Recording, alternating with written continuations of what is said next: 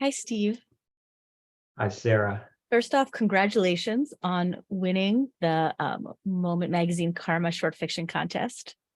I'm so excited. I'm very happy to be your winner. Thank you for choosing me. Your story is really delightful, I think, in the way that it's both probably very familiar to a lot of people who maybe, go through having, parents die. But then also it adds kind of a little hope at the end about how their legacy, can continue. Can you tell me a little bit about how you came up with the idea for the story? My dad and my mom died just before and just after the start of the pandemic. So obviously, I was trying to write my way through the grief.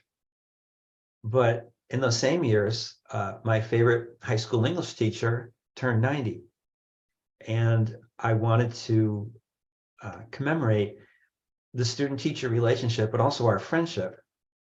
But I don't write memoir. And so in the story, the parents are alive because I want the son to speak with them. But the teacher is gone because I wanted the student to remember him. Were there any writers, both contemporary and in the past, you drew on for inspiration for the piece? Complex question. When I was a kid, I discovered an amazing book in my grandparents' house, The Old Country by Shalom Aleichem. And from The Old Country, I learned that you could write stories about Jews doing Jewish things and Jews doing non-Jewish things. And this was very different from the sea stories and the science fiction I was reading at the time.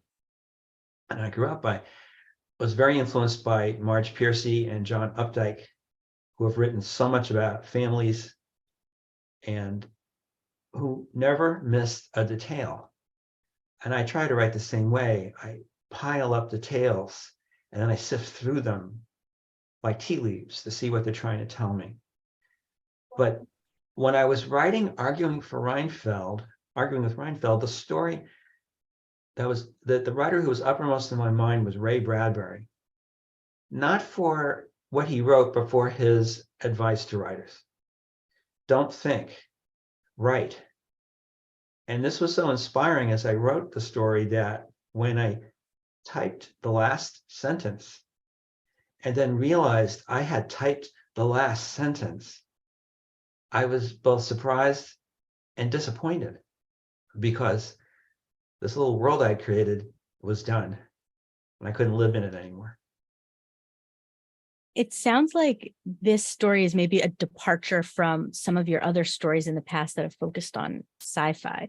Have you ever kind of melded both the Jewish themes and the sci-fi themes together? No, I haven't done that. And I gave up science fiction quite a while ago. Mostly what I write about is working for a living. And in the case of my chess player in this story, he is playing chess for a living.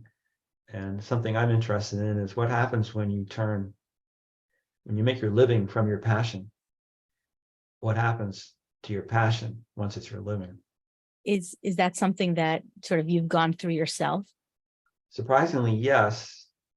In that in the late 90s, I worked for a computer game company and they had a chess game. And I got myself transferred to that team. And that was what I did for 9 months. I played chess. It was wonderful. But of course, I was working for a large company. It was not quite the same, but I have a taste of it. And what are you working on now? I have 2 projects that I hope to finish in the next couple of years, if I can get my tuchus in gear. And the first is a historical novel set on a railroad in the mountains in the western United States just after World War II, as society is starting to change. And the second is a book about my chess player with the exact same things I'm talking about here. What has that been like, especially during the pandemic? Do you have any advice for young writers who may be starting out, starting to write fiction? There is so much advice about writing, and you can drive yourself crazy trying to follow all of it. all you can do is plug away step by step. You may think, oh my God, I've wasted a week, or I've wasted a month or a year, and I've got to write this book. All you can do, all you can write is what you can write today. And if you can only write a few hundred words today and a few hundred words tomorrow, and if you keep that up, at the end of the year, you've got a book. Well, thank you so much. And congratulations again. Thank you, Sarah. It's a pleasure to be here talking with you.